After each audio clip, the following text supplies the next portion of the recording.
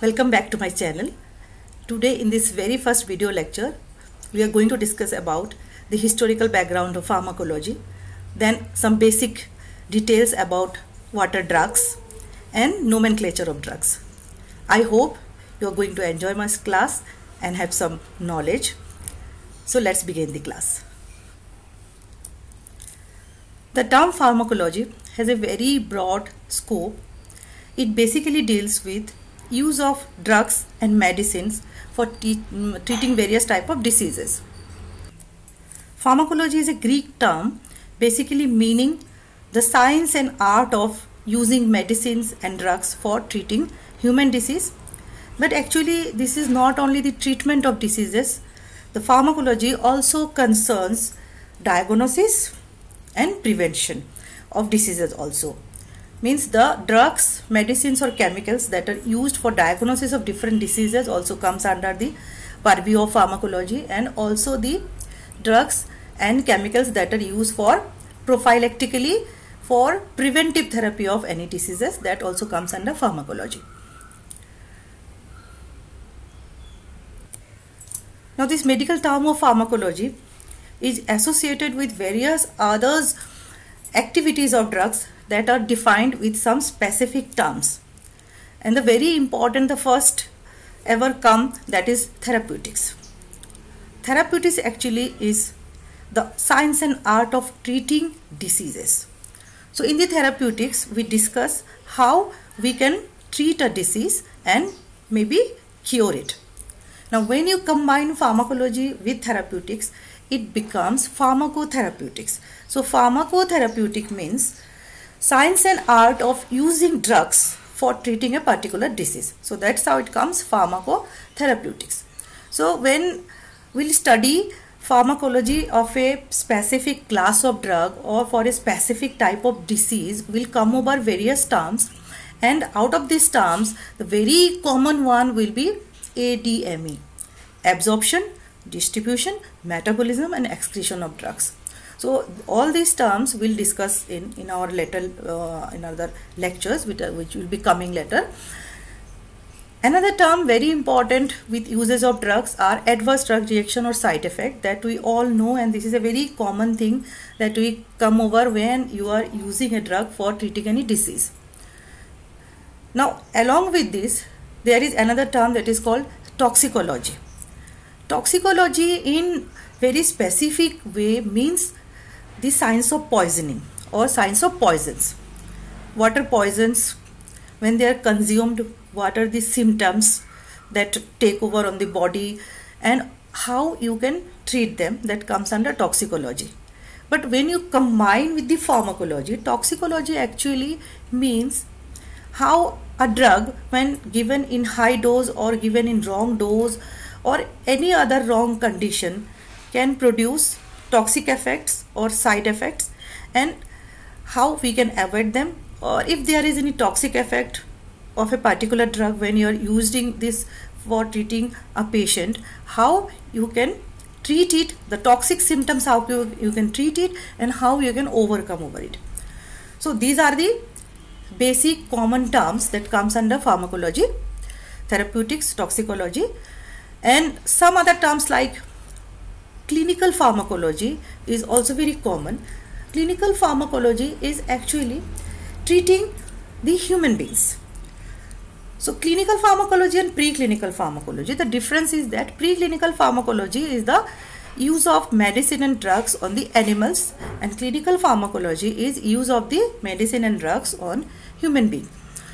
So as a pharmacologist, we will come over the term of preclinical pharmacology very commonly when we are working on drug development, because in the different stages of drug development we have to study the effect of drug on the animal first, starting from the rat, mice, rodents, then coming to the vertebrates and then to the human beings, then it calls the clinical pharmacology.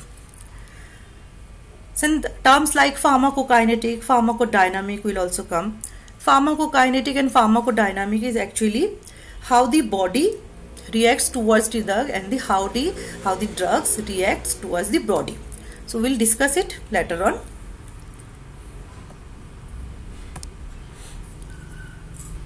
Now when you study drugs, these pharmacopoeias will come very frequently, because see, whenever you have a marketed medicine and you look at the labeling, after the name of the drug you will see it is written IP or USP or BP in short form, in capital terms, capital font. So these actually means the pharmacopoeial standard of the drugs. Now to understand it, we must understand what is pharmacopoeia. Pharmacopoeia is the official guideline of a particular country authorized by the government. Like Indian Pharmacopoeia is the official authorized guideline or authorized assay standardization parameter giving for the Indian manufacturers. But it is not bound to India only. Like in India, you can also manufacture drugs with USP standards or also with BP standards. So what does it mean, manufacturing a drug with Indian pharmacopoeial standard or with the US pharmacopoeial standard? It means these pharmacopoeial standards or the pharmacopoeia, they are books actually. They comes after normally every 10 years. They are like compendium. They have a huge number of drugs indexed in them. So when a drug is in a particular volume or edition of pharmacopoeia, we call it an official drug. So what does official drug means? That in the pharmacopoeia, when X drug is included in the pharmacopoeia and we call it an official drug, that means this official drug standardization, assay, purity, and how to make it and how to evaluate it, all the methods will be there in the pharmacopoeia. So in case of manufacturing, we need to ascertain the assay value, the purity of the drug and the quality standards of the drug. And the pharmacopoeial standards actually defines when the drug is actually quality assured or quality control. People do it in the manufacturing unit or by the Food and Drugs Administration laboratories. They must follow the pharmacopoeial guideline which is given behind the drug, like paracetamol IP or paracetamol USP. If the manufacturer has written this paracetamol IP, that means all the assay parameters for the drugs and standardization parameters of the drugs will comply with the particular pharmacopoeia only. So we have Indian Pharmacopoeia. I am naming some important one which is very commonly occurring one. Indian Pharmacopoeia, British Pharmacopoeia, United States Pharmacopoeia, European Pharmacopoeia. The difference between British and European is in British Pharmacopoeia it is applicable to the United States, and the European Pharmacopoeia it is applicable to all the states of European Union, all the countries of the Europe. International Pharmacopoeia, that means any country all over the world can follow the standards. Along with the pharmacopoeias, many countries have their national formularies. This is a smaller version of the pharmacopoeia like standard. This is also official documentation, and it is also contains the assay parameters, the quality control parameters, and also the purity parameters of the drugs. Now we'll have a basic understanding about drugs. What are actually drugs? Sometimes the term drugs is misunderstood with the abusive substances. While these substances are also called drugs, but the medicine and the drugs used for treating diseases are something different. Here we actually refer to a pure chemical entity as far as possible, because when you are getting a drug from an animal source or a plant source, it is very difficult to get it in a purified, very isolated form.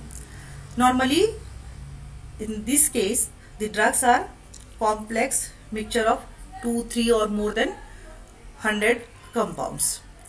But when the drugs are obtained from synthetic or semi-synthetic sources, when it is synthesized in laboratory or in a industry, mostly it is a pure chemical entity.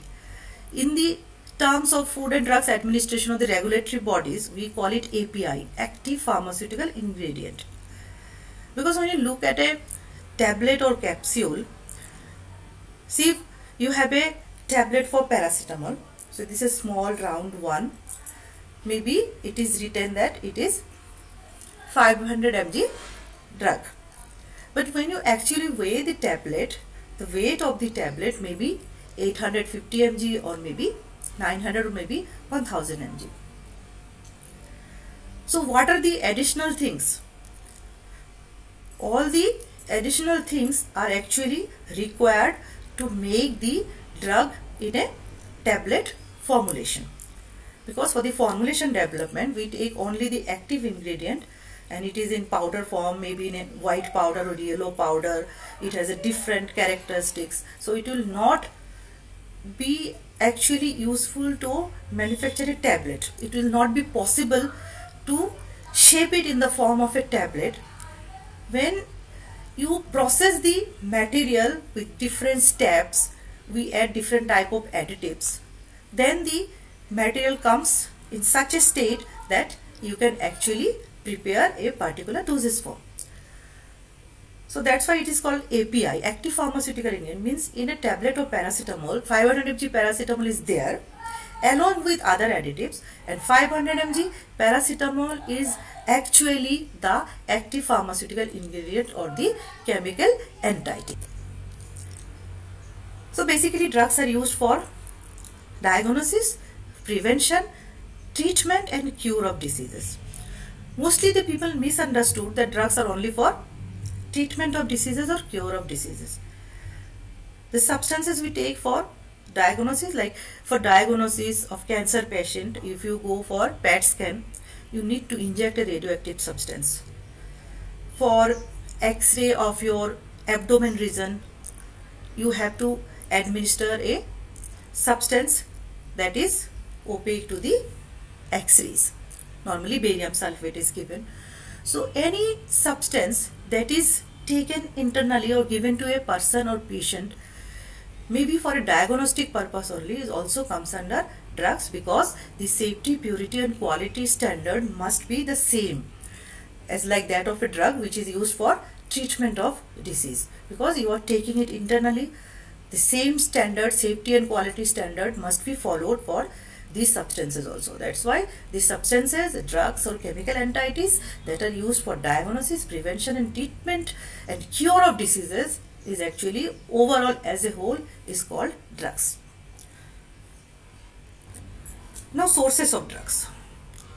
From where can we get the drugs? So nature is the first and foremost supplier of the drugs. Everything human being use, everything which is used by any living being in this world is actually obtained from the nature only. So it is in itself only. So the plants, animals, minerals are the major sources of drugs. So initially, like 5,000 years back, when the Ayurvedic system of medicine was the only system of medicine, there was no synthetic drugs available, because human beings are not that developed, or they are not having that skill and instrumentation to prepare synthetic drugs. They are only dependent on the plant sources and animal sources, just like Chinese traditional medicine and other different traditional medicine system. They are practiced all over the world. So plants and animals were the basic sources of animals along with the minerals. So when you talk about plants, nowadays we normally use synthetic medicine or semi-synthetic medicine, but when you search about the actual origin of the substance, we'll see that more than 80% of the drug which are nowadays manufactured synthetically have its origin from plant sources. Like aspirin, very simple one, very common one, acetyl salicylic acid, which is synthetically produced in tons in the manufacturing units. How do people know acetyl salicylic acid is a very effective analgesic? It comes from a plant that is called willow tree bark, from the bark of the willow tree. That bark was being used by the indigenous people for treating fever, normally, mostly also malarial conditions. And when the scientists afterwards studied what actually the substance or bioactive chemical present in the bark is responsible for analgesic and antipyretic effect, it was observed that acetyl salicylic acid is the active component. So many of the drugs which are used nowadays, manufactured synthetically, they have origin from the plant sources. When they are identified from the plant sources, the scientists tried to make them synthetically in the laboratory. Because you know, the plants, they are not abundant. You cannot take tons of materials from the plant sources.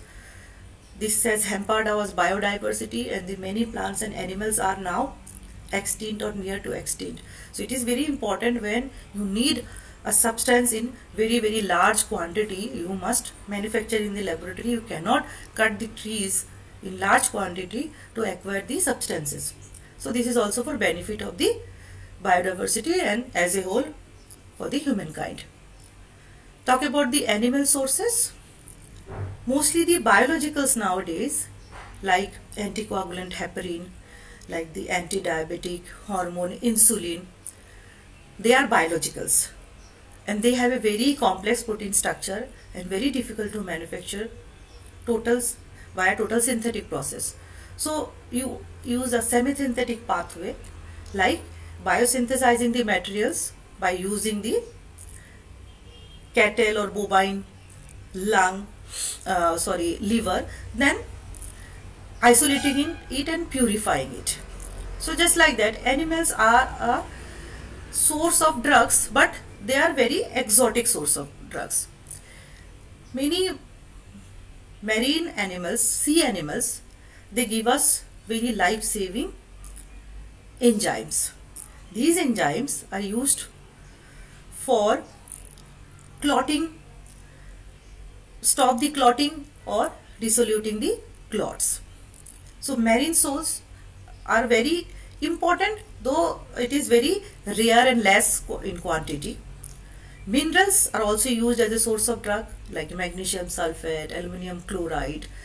These are minerals and used by the human beings as a drug also. Microorganisms, we use them commonly to biosynthesize antibiotics and also different kind of enzymes. And the synthetic and semi-synthetic is only the method. When you know the chemical structure of the compound that is having a particular effect or having a particular therapeutic value, you can, if it is possible, develop a step for synthesis or develop a step to make it synthesized from microorganism or from animal sources and purify it so it can be used as a medicine.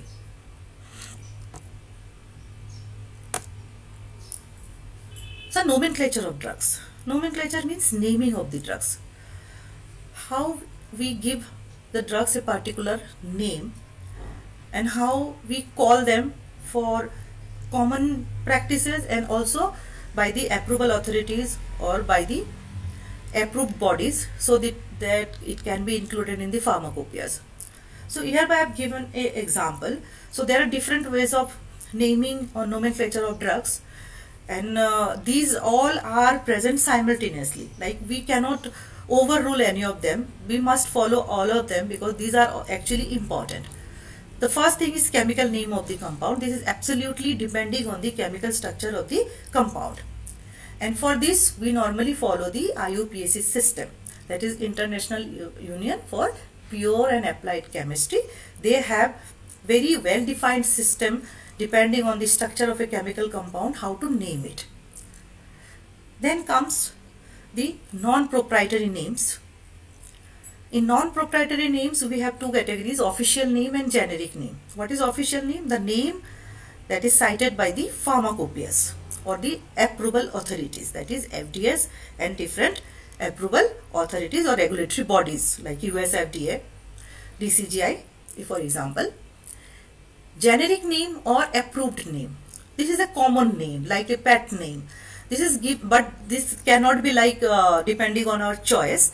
This is also should be given by a particular authority, normally USAN and BN, that United States Approval Authority or the British Approval Council or Naming Authority. It is BAN is British Approved Naming Council, USAN is US Approved Naming Council. So they give them the generic name or the approved name, and the drugs are most particularly or most favorably known by their generic name.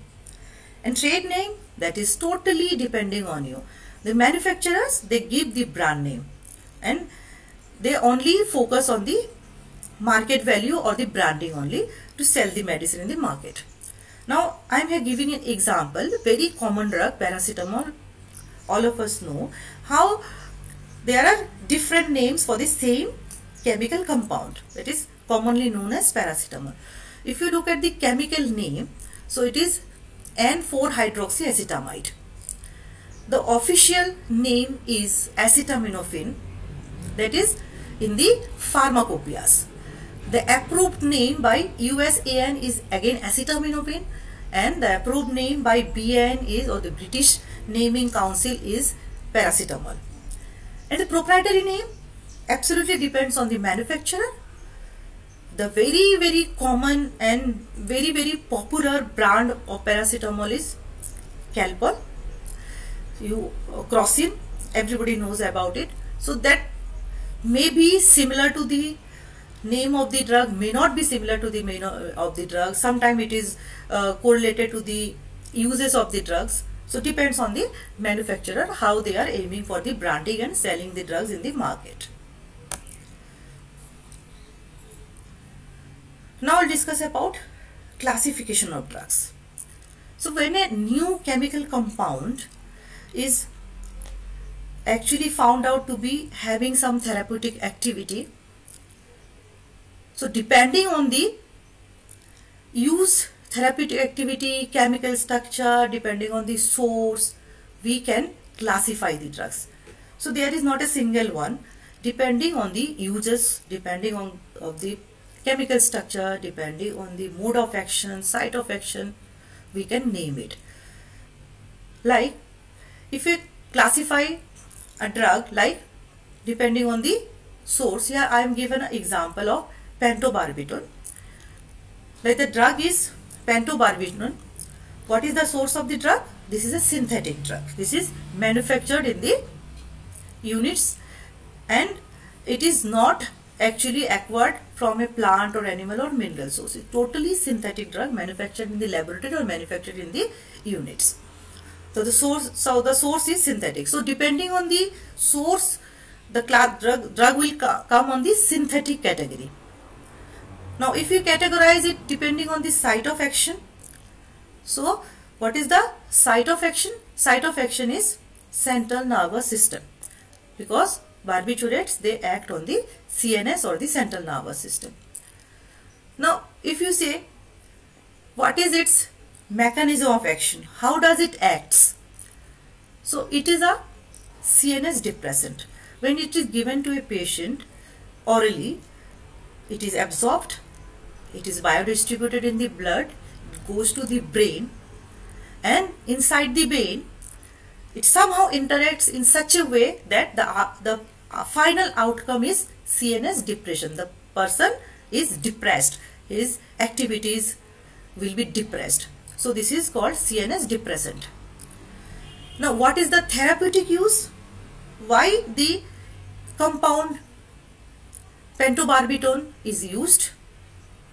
It is a sedative and hypnotic. Now when you say about the physiological action, how the drug produces its action, how actual CNS depressant action comes out, that is by mimicking the GABA. GABA is gamma aminobutyric acid, and this is a neurotransmitter. It has a receptor in the brain is called GABA A or GABA B receptor. It interacts with GABA A receptor and produces GABA like effect, and which is CNS depression or inhibition of the receptors. So depending on the ultimate use, normally drugs are very commonly categorized in the pharmacology. So now in the next classes we'll discuss about how the drugs actually goes inside our body, how it is absorbed, how it is distributed, and how it is produced, how it is used to produce a particular type of activity. So viewers, this is all for today. If you like the content of the lecture, please subscribe, like and share, and hope to see you next time. Thank you all.